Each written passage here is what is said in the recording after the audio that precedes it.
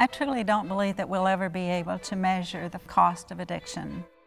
I personally have been looking in the face of addiction all the days of my life, beginning at birth to a prodigal father, and then moving through childhood, adulthood, and motherhood.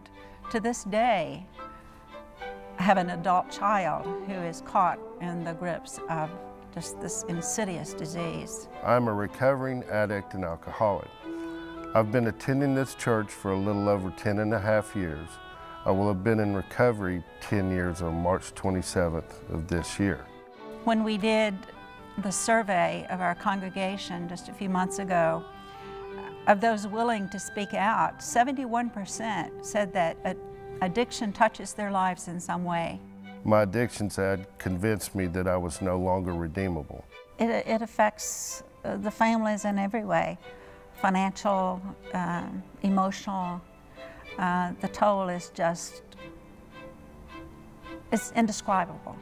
It just about broke my family apart. I'd been married for 15 years, and after another lost job and the threat of losing my marriage of 15 years, that's when I went into rehab. And that day when I went in, I asked God to help me, and He did. I haven't used a drug or taken a drink since. I mentioned to Ella one day that I had had a burning desire to help other people like me for a long time. And she says, well, do I have a deal for you? Because we're starting one. I've recently become involved with a ministry called Faith Partners, where I'm using my gifts of evangelism and administration and the passion that I've gained through my life experiences. And so I wanted to take it from the perspective of helping the families.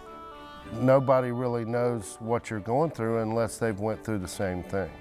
So you can sometimes reach somebody that somebody who hasn't had an addiction disorder can't. Bottom line, we, the Faith Partners team, see ourselves as agents of prevention and recovery.